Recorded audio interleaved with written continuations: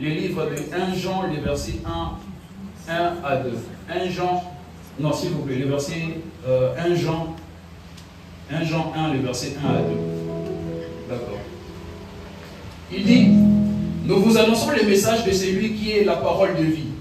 Il existait depuis les origines. Or, nous l'avons entendu. Rappelez-vous de la définition. Un témoin, c'est celui qui a entendu, c'est celui qui a vu ou qui a vécu quelque chose et qui peut en parler ou en témoigner. Et donc, l'apôtre Jean est en train de dire que nous vous annonçons un message. Une personne qui s'appelle la parole de vie. Nous l'avons entendu, nous l'avons vu de nos propres yeux. Nous l'avons contemplé et nous l'avons touché de nos mains. Les versets suivants. Or, celui qui est la vie est apparu. La vie éternelle qui était de tout le temps auprès du Père a été rendue visible à nos yeux. Nous en parlons à titre de témoins et nous vous l'annonçons. Et donc, c'était tout simplement pour dire que par rapport à la définition que nous avons donnée, un témoin, c'est celui qui a vécu une histoire, c'est celui qui a expérimenté quelque chose. Et donc, il a vécu directement un fait, ou de façon personnelle. Contrairement à un rapporteur, nous dirons que c'est une personne qui est chargée de recueillir des informations. C'est celui qui a analysé, qui a essayé de structurer, d'organiser un ensemble d'idées, peut-être dans le but d'une enquête, peut-être pour une raison quelconque. Le rapporteur, c'est celui qui utilise des témoignages. Il va prélever des témoignages au niveau des personnes et il en fait un rapport, un travail, ou encore un travail sur base de ses recherches. Et donc nous allons aussi définir c'est quoi un témoignage. Un témoignage, c'est tout simplement un récit que fait quelqu'un qui parle, qui veut partager de ce qu'il a vécu ou expérimenté. Et bien qu'avec ces décisions, ces définitions, les témoins diffèrent dans un contexte, dans un cadre, dans un autre. Par exemple, nous pourrons dire qu'un témoin dans un cadre juridique au niveau du tribunal est différent d'un témoin au niveau du mariage. D'accord? Celui qui vient se présenter comme étant un témoin devant la cour est différent de celui qui, lors d'un mariage, est comme le témoin du marié. Etc. Ou encore, nous pouvons dire encore que le témoignage, 20% de l'Église, c'est lui qui passe pour donner les témoignages de bonté de Dieu, est différent aussi du témoignage que nous pouvons avoir par rapport à un produit de vente dans le marketing, qui est le retour que le client a par rapport à un produit. Et donc, nous aussi, nous allons voir maintenant les témoins dans le contexte de la foi chrétienne. Amen, amen. C'est d'où d'ailleurs notre thème, les véritables témoins. Les véritables témoins. Quelles en sont les implications, quelle en est la profondeur. C'est tout ce que nous allons décortiquer en cette journée. Avec le verset de base, nous avons Acte 1, le verset 8 et Matthieu 5, le verset 16. Acte 1, le verset 8, Matthieu 5, le verset 16. Est-ce que tu peux dire à ton voisin, nous aurons un repas complet aujourd'hui? Nous aurons un repas complet aujourd'hui. Est-ce que vous avez bien mangé ou vous êtes affamé? Vous êtes affamé. On va manger la parole. Amen. Acte 1, le verset 8. Mais vous recevrez une puissance, le Saint-Esprit survenant sur vous, et vous serez mes témoins. À Jérusalem, dans toute la Judée, dans la Samarie et jusqu'aux extrémités de la terre. Matthieu 5. Que votre lumière luise ainsi devant les hommes, afin qu'ils voient vos bonnes œuvres et qu'ils glorifient votre Père qui est dans le lieu secret. S'il faudrait revenir à Acte 1, le verset 8, vous allez voir, Jésus va dire que vous allez recevoir une puissance et vous serez mes témoins. Pour dire qu'ils ne sont pas encore des témoins, mais qu'ils vont devenir. Devenir, c'est passer d'un état à un autre. C'est devenir une nouvelle personne qu'on n'était pas. Et donc, pour être témoin, il y a plusieurs choses qui font de nous un témoin. Et premièrement, d'abord, c'est les témoignages. C'est-à-dire, c'est que nous présentons comme témoignage, c'est que nous parlons. De qui est-ce que nous parlons? Qu'est-ce que nous rendons témoignage? De quoi est-ce que plutôt nous rendons témoignage? Et bien entendu, dans notre contexte, nous parlons de témoins de Jésus. On est d'accord? Maintenant, la question c'est, qu'est-ce que nous témoignons de Jésus au fait? Commençons d'abord là, avant d'arriver à ce qui concerne la puissance, à ce qui concerne comment devenir un témoin, etc. Qu'est-ce que nous présentons de Jésus quand on dit être témoin de Jésus? Premièrement, je vous dirais que nous présentons ou nous témoignons sa seigneurie et sa salvation. Nous présentons la seigneurie de Jésus et nous le présentons aussi comme étant sauveur. Acte 2, le verset 36. Acte 2, le verset 36. Il est dit que toute la maison d'Israël, c'est Pierre qui est en train de parler, que toute la maison d'Israël sache donc avec certitude que Dieu a fait Seigneur et Christ, ou encore Seigneur, dans notre version c'est le Messie, a fait Seigneur et Messie, c'est Jésus que vous avez crucifié. Que toute la maison d'Israël sache que Dieu a fait de Jésus qu'on a crucifié Seigneur et Sauveur. C'est cela d'ailleurs le fondement de notre foi. N'est-ce pas que nous croyons que Jésus est notre Seigneur et notre Sauveur, n'est-ce pas? Et donc c'est le premier élément que nous présentons au monde. C'est le premier élément dont on rend témoignage de Jésus, qu'il est Seigneur. Seigneur, c'est-à-dire qu'il est le maître de notre vie, qu'il est le maître de nos vies, qu'il est celui qui doit, comment je dirais cela, c'est celui qui est digne de régner, tant que dans nos vies, tant que dans la vie de la personne à qui nous sommes en train de le présenter. Mais qui n'est pas aussi... Il n'est pas seulement Seigneur, mais qu'il est aussi Sauveur. Qu'il est Sauveur, on sait qu'à la croix, il s'est chargé de nos afflictions. Il est Sauveur, on sait qu'à la croix, il s'est chargé de nos maladies. Il s'est chargé de nos malédictions. À la croix, il a porté le péché. L'œuvre du salut ou encore le fait que Jésus soit Sauveur ne se limite pas qu'à la croix, c'est-à-dire lors de sa crucifixion. Parce que s'il ne s'est limité qu'à la crucifixion, il y aura beaucoup de choses qui allaient encore nous pénaliser. Admettons, prenons le joug sous les forces démoniaques. Vous comprendrez que lorsqu'il est crucifié, il nous délivre de nos afflictions, il prend le péché, il prend ce qui était de nos malédictions, et lorsqu'il meurt, il nous délivre du joug de la mort. D'accord? C'est-à-dire le salaire du péché, qui était la mort, il vient, il la prend. Ce n'est pas fini. Lorsqu'il meurt, il ressuscite encore. Et lorsqu'il ressuscite, il va triompher des forces du mal. Ok? Il triomphe des forces du mal, des principautés et des dominations. Mais non seulement lorsqu'il ressuscite, il triomphe des principautés et des dominations, mais il nous réconcilie avec le Père. Il fait l'ascension, il monte devant le Père, il présente l'offrande, le sang, pour la réconciliation. Il triomphe de la mort et en dernier, il nous donne sa vie. Il donne sa vie et il nous donne sa puissance. C'est pourquoi il dira dans Jean 11, le verset 25, qu'il est la résurrection et la vie. Jean 11, le verset 25, 26, qu'il est la résurrection et la vie.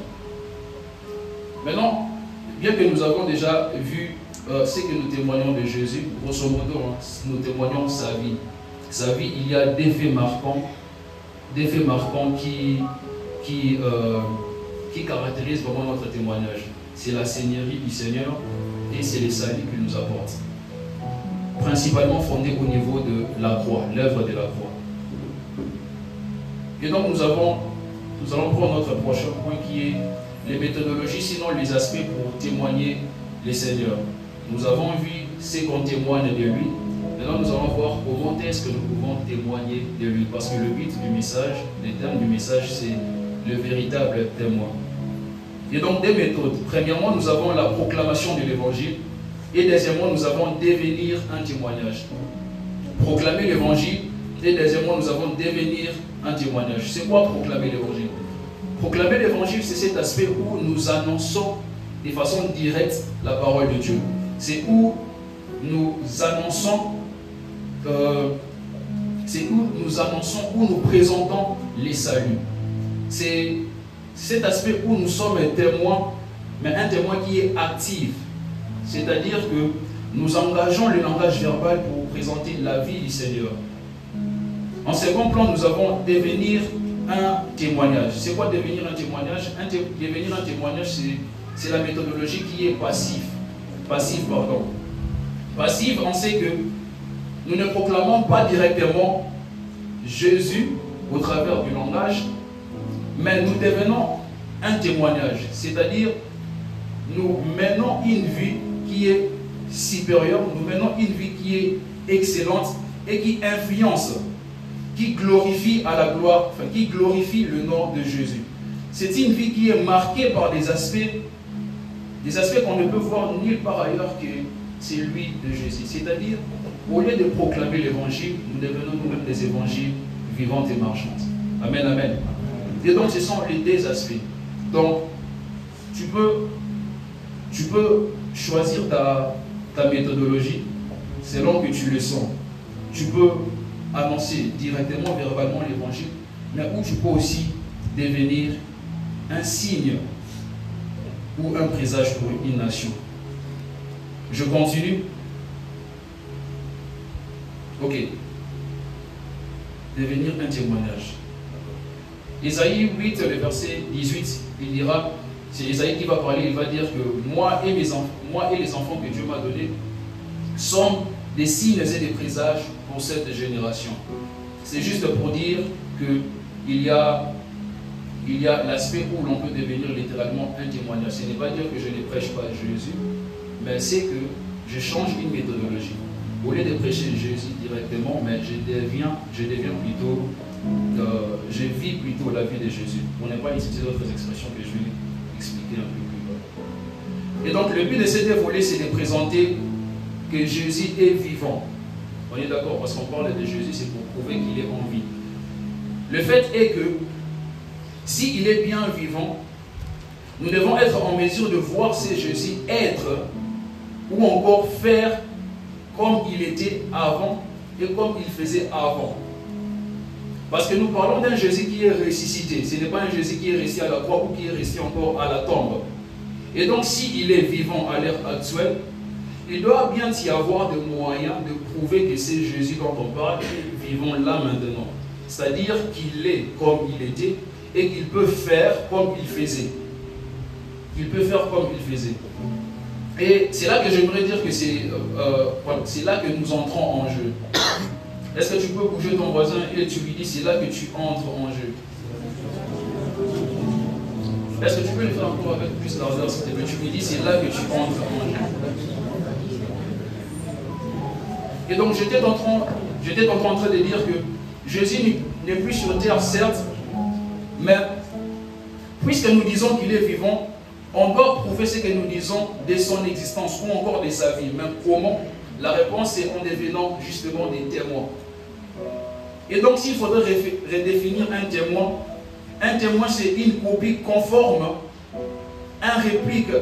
une réplique exacte de Jésus. Pourquoi c'est une copie conforme ou une réplique exacte de Jésus? Parce que le meilleur moyen de témoigner Jésus, d'être témoin de Jésus, c'est de devenir l'expression de ce qu'il a été et de ce qu'il a fait. Un témoin, c'est lui qui cherche à devenir l'expression de ce qu'il a été et de ce qu'il faisait. C'est pourquoi donc dans Acte 1, le verset 6, est-ce qu'on peut voir Acte 1, le verset 6? Acte 1, le verset 6, vous allez voir une histoire.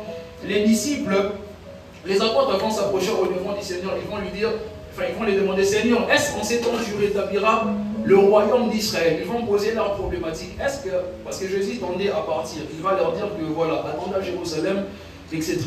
Ils vont lui demander, est-ce que c'est en ces temps que tu rétabliras le royaume d'Israël? Le verset 8. Le verset 8. Et donc, les apôtres qui étaient en train de se préoccuper de la restauration d'Israël, Jésus va leur dire que laissez ce qui concerne Israël, laissez ce qui concerne la restauration d'Israël. Ce que moi j'ai pour vous, c'est un autre plan, c'est un autre projet. Parce que je compte m'en aller, je compte faire de vous deux témoins, c'est-à-dire mes copies, c'est-à-dire je compte faire de vous des hommes à ma ressemblance. Puisque je compte quitter la terre et que je ne suis pas mort, je compte me révéler en vous. Je m'en vais, je vous donne, je vais vous envoyer de mon esprit, afin que je puisse vivre en vous et qu'à travers la vie que vous allez mener, on puisse voir que j'existe ou encore que j'ai fait et que je suis. Amen, amen. Parce que lorsqu'il dit qu'il est, rappelez-vous de ce qu'il va dire à Moïse. Je m'appelle, je suis. C'est le Dieu qui est, indépendamment du temps, dans le passé, dans le présent, dans le futur, il est. Et donc s'il existe à l'instant, il doit bien y avoir des moyens de prouver cela. Et nous sommes les canaux par lesquels le Seigneur passe justement pour montrer son existence. Et donc il dit, même si je ne suis pas là physiquement, vous allez vivre ma vie. Je vais vous donner ma vie. C'est pourquoi Paul dira que, voilà, si maintenant je vis, c'est depuis moi qui vis. Mais c'est Christ qui vit en moi. C'est-à-dire que ma vie a été, voilà, il y a une substitution, de sorte que par la vie de Jésus qui est manifestée, qu'on puisse savoir qu'il est là. Et donc, c'est qui un véritable témoin encore? Un véritable témoin, c'est celui qui actualise la vie de Jésus dans son époque. Amen, amen. Il fait une mise à jour. Parce que la Bible, bien qu'elle est rétrospective, mais la Bible, c'est un livre d'actualité. Et pour qu'elle soit actualisée, nous sommes les plateformes d'actualisation de la vie de Jésus. Un témoin, c'est celui qui actualise la vie de Jésus. Troisièmement encore, un témoin, c'est celui qui, après avoir reçu le salut, cherche à manifester le royaume. Nous avons reçu le salut, c'est-à-dire nous avons reçu l'appartenance voilà, au royaume de Dieu, nous avons la vie éternelle, gloire à Dieu. Mais les témoins, ce n'est pas ça. Ça, c'est être chrétien. Ok? Ça, c'est tout simplement être enfant de Dieu. Un témoin va plus loin. Un témoin, c'est celui qui, après avoir réussi, cherche à manifester ce qu'il a réussi. C'est voilà, il cherche à manifester ce qu'il a réussi. Et donc nous allons maintenant passer encore à un autre point que sur lequel nous allons beaucoup nous attarder, c'est 3 éléments à manifester pour être un véritable témoin. Parce que nous avons dit qu'un témoin, c'est celui qui cherche à devenir l'expression de ce qu'est Jésus, ou encore et encore de ce que fait Jésus, de ses actions. Et donc, il y a 3 éléments que nous allons voir pour être un véritable témoin, ou encore 3 éléments à manifester. Premièrement, enfin 3 éléments, je cite d'abord, nous avons manifester son caractère. Premier élément, je retiens manifester le caractère de Dieu. Deuxième élément, c'est manifester la nature de Dieu, la nature de Jésus, puisque, voilà, soyons un peu spécifique, la nature du Seigneur. Et 3e élément, c'est manifester sa puissance. J'ai dit, nous allons maintenant décortiquer notre point qui est 3 éléments à manifester pour être un véritable témoin. Le point 1, c'est manifester son caractère. 2, sa nature. 3, sa puissance. J'avance. Voilà. Le 3 points, si vous voulez tout savoir, ça constitue ce qu'on appelle être tout simplement à l'image et à la ressemblance de Dieu. Genèse. Qui s'en rappelle? Être à l'image et à la ressemblance de Dieu. À l'image, c'est-à-dire à sa nature, à son caractère, et à la ressemblance, c'est-à-dire faire, performer ce que lui fait. Amen, amen. Amen. Premier point, manifester son caractère. C'est quoi manifester son caractère? Qu'est-ce qu'il en est? Un véritable témoin est celui qui se comporte exactement comme Jésus. C'est celui dont l'attitude et les réactions ne diffèrent pas de celui du Seigneur. Lorsqu'on parle du caractère, nous pouvons voir Galates 5, le verset 22, nous faisons allusion aux fruits de l'esprit. Amen. Nous faisons allusion aux fruits de l'esprit. Est-ce que vous pouvez d'abord me cacher les versets? Je vais demander un peu à savoir là qui connaît les fruits. Il n'y a pas Sœur Agnès ici. Voilà.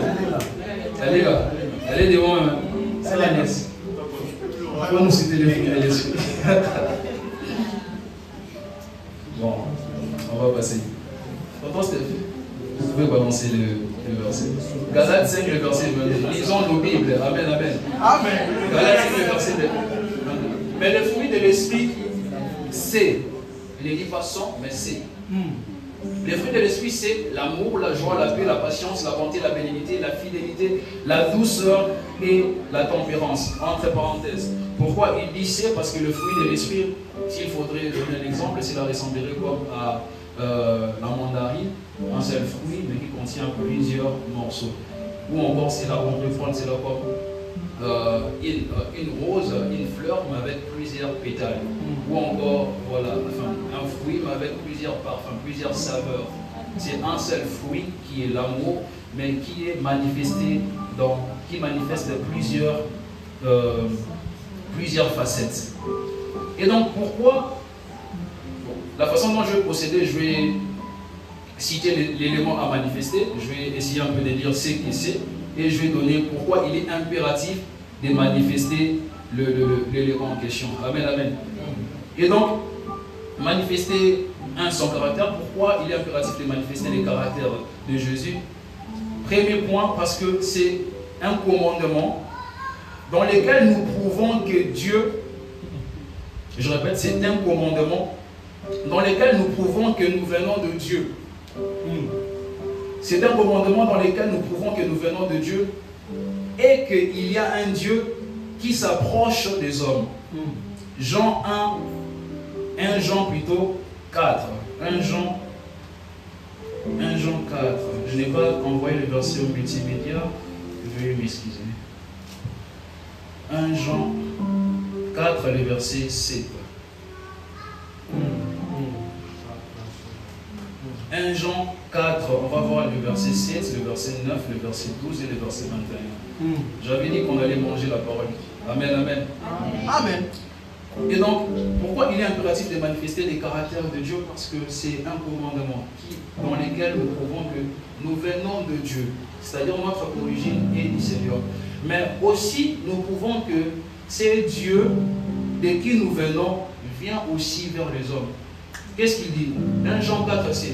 Bien-aimés, aimons-nous les uns les autres, car l'amour est de Dieu, et quiconque aime est né de Dieu et connaît Dieu. On peut avoir le verset 9. Voilà. L'amour de Dieu a été manifesté. C'est ici que nous sommes. Jean 3, 16. Car Dieu a tant aimé le monde qu'il a donné son Fils, qu'il a prouvé son Fils, qu'il a prouvé son amour. On sait que lorsque nous étions pécheurs, Christ est mort. Nous montrons par les caractères de Dieu que c'est Dieu-là qui est bien qu'invisible, à un moment précis, s'est approché de l'homme. Comment? Par l'amour qu'il a manifesté en envoyant son Fils unique. Nous démontrons que Dieu aime le monde, qu'il s'est approché du monde, parce que il y a des hommes qui manifestent le même amour, qui manifestent le même caractère.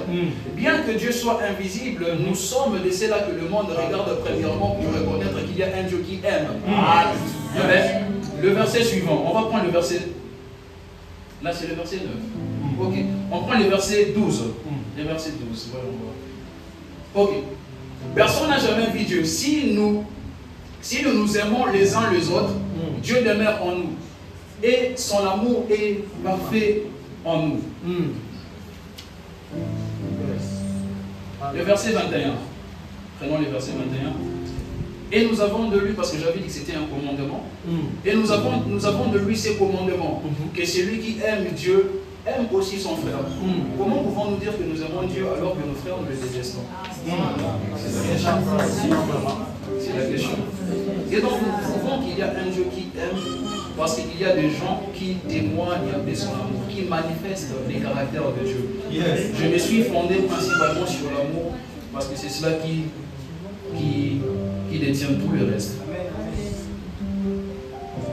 Une raison encore de pourquoi il est impératif de manifester les caractères, c'est parce que le fruit, parce que j'ai dit que voilà, manifester les caractères de Dieu, encore le fruit du Saint-Esprit, c'est parce que les fruits traitent et répondent aux problèmes du cœur.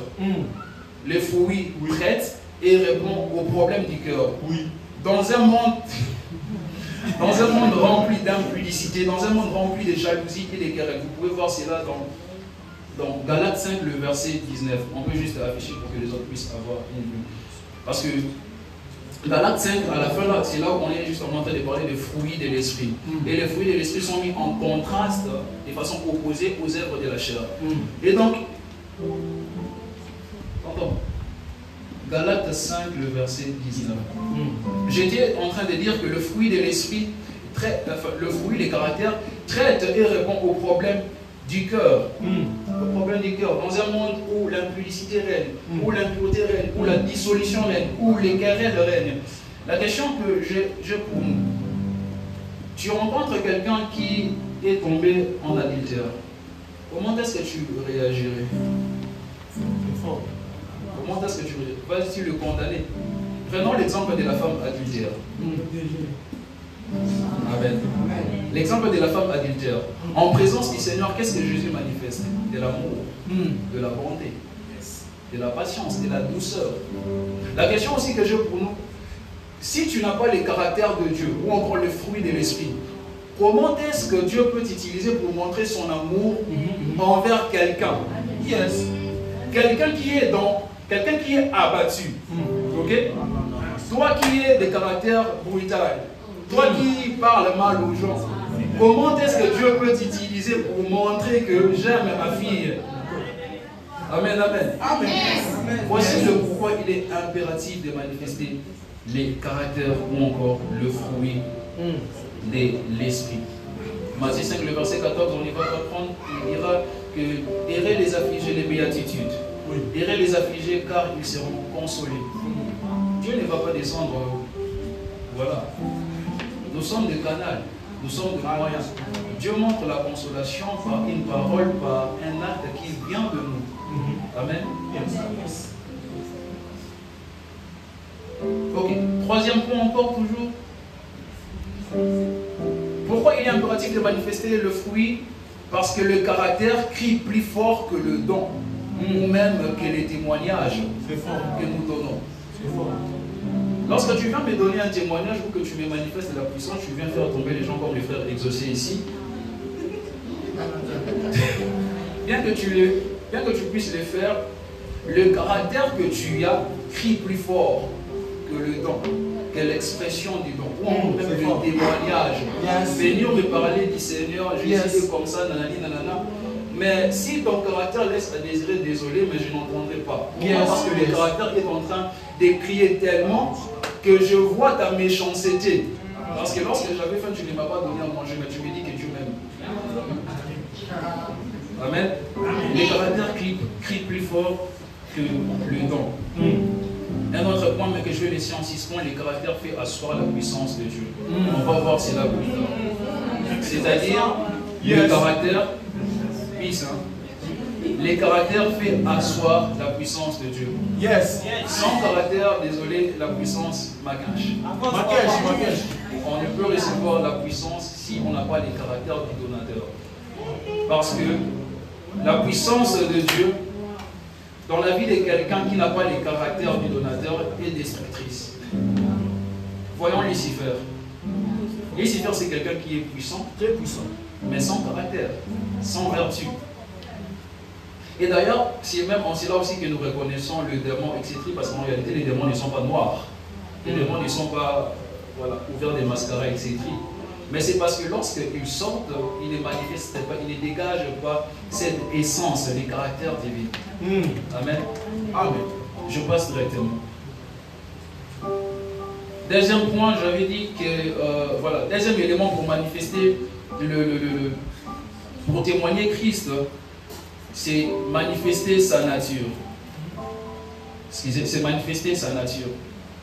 Matthieu 5, le verset 14. Matthieu 5, le verset 14.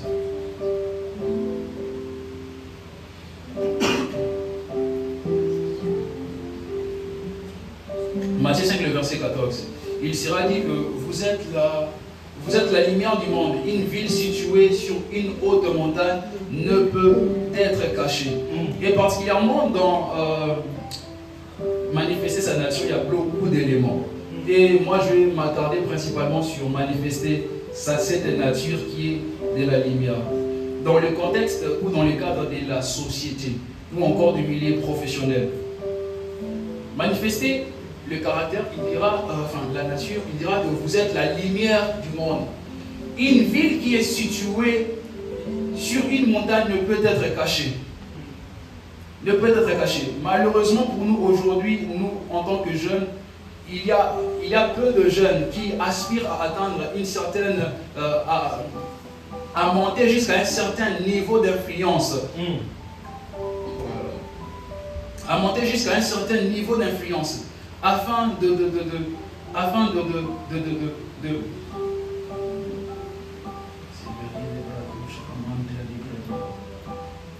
permettez-moi de me rappeler dans mes notes. Les caractères. Ok. Manifester sa nature. Ok. Rares sont les jeunes aujourd'hui qui aujourd'hui cherchent à être grands, qui cherchent aujourd'hui à briller, qui cherchent aujourd'hui à resplendir, qui cherchent aujourd'hui à atteindre ces certaines zones et ces certaines dimensions de grandeur pour prouver que Jésus bénit aussi, que Jésus donne aussi, qu'il n'est pas seulement celui qu'on appelle la parole de Dieu, qu'il n'est pas seulement celui qui est venu sauver, que c'est lui qui est Seigneur, mais qu'il est aussi celui à qui appartient l'or et l'argent. Amen. Qu'il est celui à qui appartient aussi l'or et l'argent, qu'il n'était pas pauvre. Ésaïe 60, les versets 1 à 3, il sera dit: lève-toi et brille, lève-toi et resplendis. Ésaïe 60, les versets 1 à 3. Lève-toi et brille et resplendis, car ta lumière arrive. Voilà. Et la gloire de Dieu s'élève sur toi. Les versets 2, est-ce qu'on peut la voir? Voici les ténèbres couvrent la terre et l'obscurité le peuple. Mais sur toi, l'Éternel s'élève. Sur toi, la gloire apparaît. Verset suivant. J'aime bien ce qui est dit ici. Des nations marchent. Est-ce qu'on peut lire? Des nations marchent. Des nations marchent. Et le roi. Est-ce que c'est les cas dans ta vie? Bien sûr. C'est fort, hein? Est-ce que c'est les cas dans ta vie? Quelle est la compétence que tu as qui fait marcher le roi à ta lumière? Ou encore, quelle est la compétence que tu as tellement développée qui fait marcher la nation, pardon? Est-ce que tu éclaires ta génération? Aujourd'hui, l'évangile n'est plus attrayant parce que nous, à cause de la vie que nous menons, lorsque nous allons dans plusieurs endroits, nous témoignons Jésus, viens suivre Jésus, viens nanani, nanana. Mais frère, dis-nous oui. J'ai exaucé.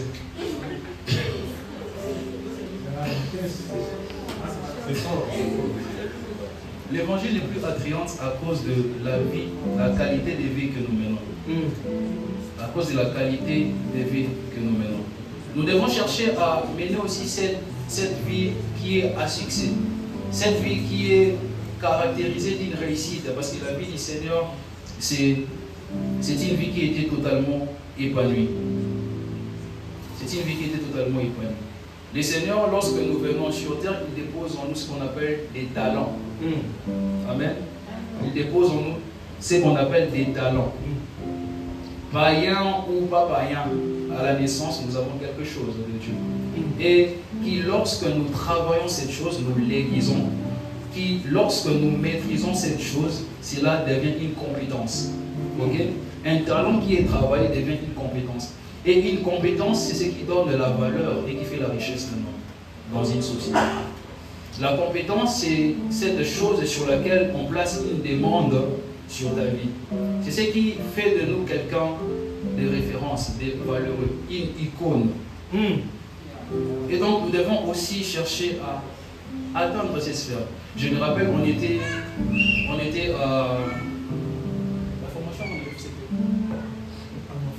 Je me rappelle, on était à Rabat pour une formation avec le frère Exaucé David. Il va me demander pourquoi est-ce qu'il n'y a pas de présidents chrétiens ou les gens qui atteignent ces dimensions-là. Je lui ai dit, parce que souvent même les lignants ne savent pas qu'ils doivent luire. Mais aussi parce que nous ne cherchons pas aussi à atteindre ces niveaux. La Bible dit que toute autorité vient de Dieu. D'accord? Toute autorité vient de Dieu. Mais que voulons-nous que Dieu puisse faire si ces gens-là qui doivent normalement dominer ne cherchent pas à monter, ne cherchent pas à régner, ne cherchent pas à démontrer ce que nous avons réussi? C'est l'heure de la prière.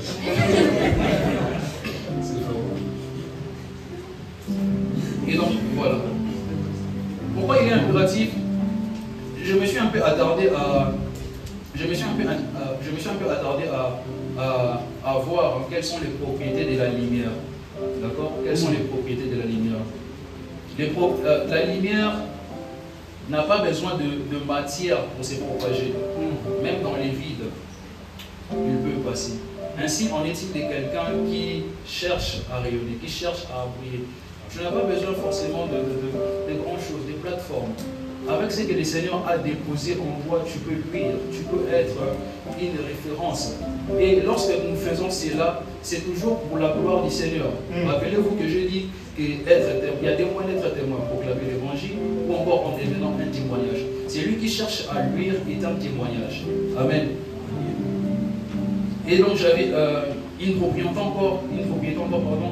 La lumière est plus vite et l'élément qui va à la plus grande vitesse. Il va à la plus grande vitesse même que le son. S'il faudrait rentrer même dans ce que j'étais en train de dire, que ta lumière criera plus fortement et ce que tu diras. Amen. Et ce que tu pourras voilà, dire de toi, c'est tri. Tu peux être dans n'importe quel lieu, mais lorsque tu lui, nous savons reconnaître qu'il y a quelque chose de spécial investi dans la vie de cette personne et qui ne peut être rattaché qu'à la vie du Seigneur Jésus. Amen. La lumière est un assemblage de plusieurs couleurs, n'est-ce pas? C'est un assemblage de plusieurs couleurs. La Bible dit, mes destinées sont entre tes mains. Tu n'as pas une seule destinée. Tu ne luis pas que dans la chorale. Ce n'est pas seulement en vendant les beignets. Tu as beaucoup de talents que Dieu a investi dans ta vie. Et nous devons le manifester une à une jusqu'à glorifier Jésus. J'ai fini directement avec mon dernier point et nous allons prier. Bon, je prends quand même des autres raisons pour, en ce qui concerne la lumière, la nature. Tout n'est pas que prière. Oui. Tout ne se résout pas par la prière. Cherchons à prospérer à tous égards afin d'être aussi des canaux d'exaucement de prière. Amen. Dans Jacques 2, le verset 15 à 16, vous verrez, il va dire que si un frère manque de quoi manger, manque de couverture, et toi tu lui dis, va dans la paix du Seigneur, et Dieu te bénisse. Et Dieu te bénisse. Attends vous-même. Attends vous-même. Cherchons à posséder pour la gloire de Jésus. Cherchons à rayonner pour la gloire du Seigneur. Mais aussi parce que le temps et la société sont révolus. Si Pierre et Jean n'avaient qu'à faire de cela, ce n'est pas le cas pour nous en cet instant. J'avance. La puissance. Troisième élément, manifester la puissance. Premier élément, manifester le caractère de Dieu. Deuxième élément, manifester sa nature, particulièrement la lumière. Troisième élément, manifester sa puissance. Nous connaissons bien entendu déjà ce qu'est la puissance. S'il faudrait juste dire un mot, toucher un mot, la puissance, c'est ce qui vient perfectionner. C'est ce qui vient capaciter un homme à devenir témoin. Est-ce qu'on peut avoir...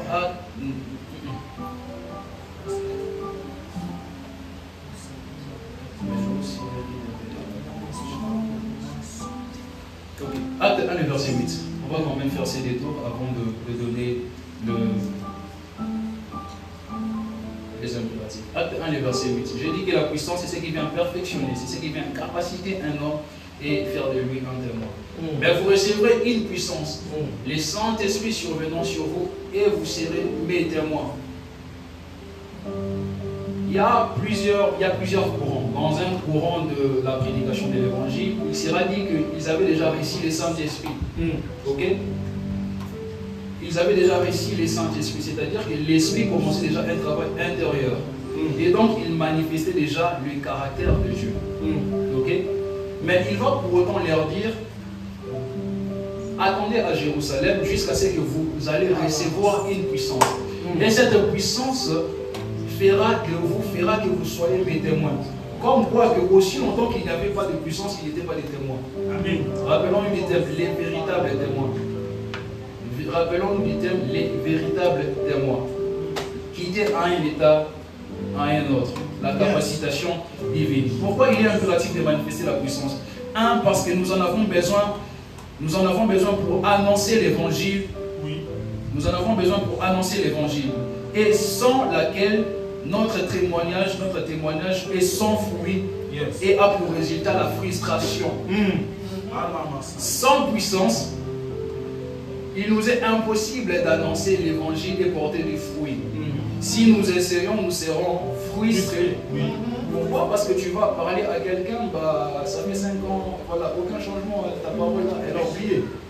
Il n'a pas un travail qui est effectué par l'Esprit. Vous verrez cela même dans Luc 4, le verset 18. Jésus va dire, l'Esprit du Seigneur est sur moi. Il m'a point pour annoncer la bonne nouvelle.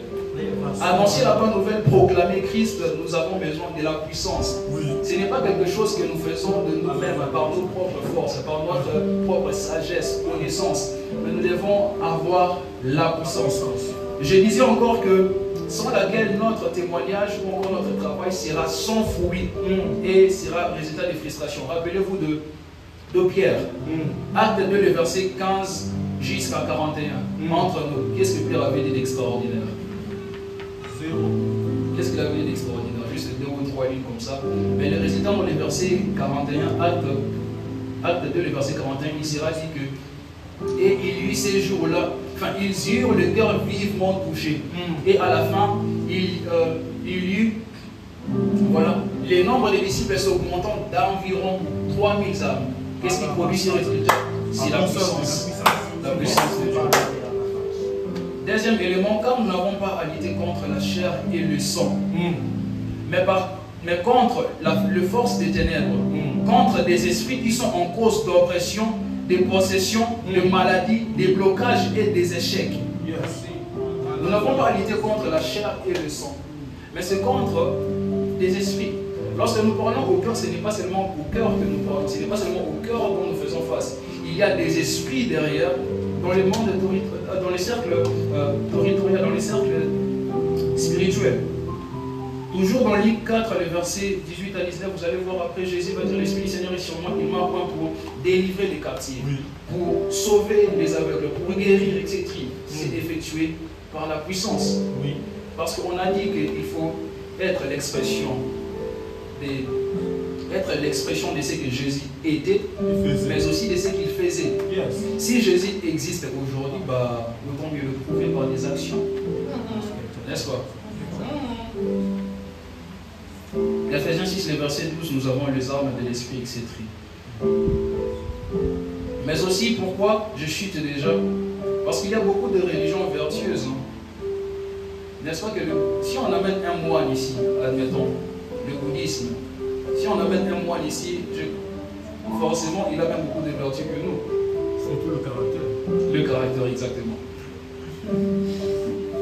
Nous sommes chrétiens, mais il y a d'autres religions qui sont aussi vertueuses.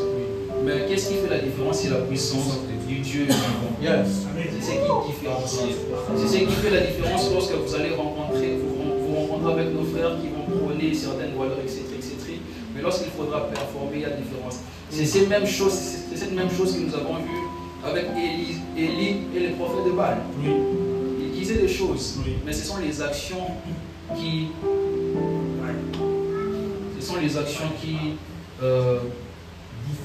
tranchent. Merci, qui différent. Voilà. J'ai fini avec ce que j'étais en train de dire dans l'essence de la lumière, dans l'essence de luire, dans l'essence de resplendir. Il n'y a pas que l'onction sacerdotale. Il y a aussi l'onction royale. Dans la puissance, il n'y a pas que l'onction sacerdotale, c'est-à-dire cette onction qui nous permet de faire le ministère, de faire le travail que nous faisons, etc., ministériel et autres. Il y a aussi l'onction royale. Nous pouvons voir cela dans la vie de Daniel, dans la vie de Betsaël. Est-ce qu'on peut avoir Exode 31, les versets 3 à 5? Exode 31, les versets 3 à 5. Il dit, Dieu est en train de parler, il parle à Moïse par rapport à Betsaël.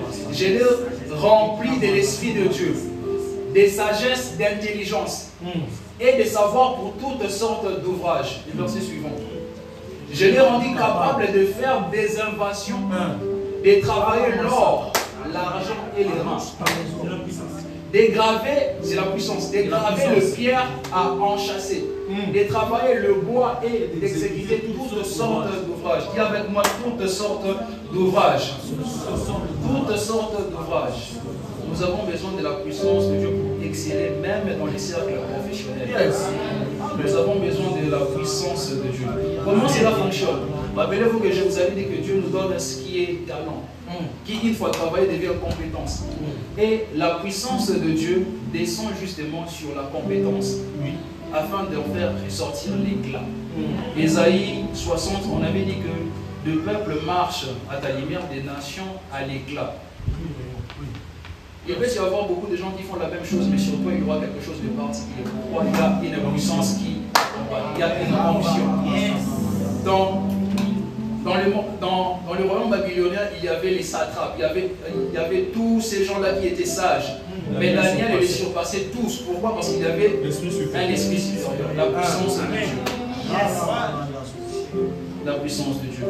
L'onction royale nous ramasse, l'onction royale nous prend dans l'inconnu, nous lave, nous augmente notre valeur. Il nous élève à la table des rois et finalement fait de nous deux rois. Yes. Amen, amen. J'en ai fini. Est-ce que tu peux t'élever maintenant?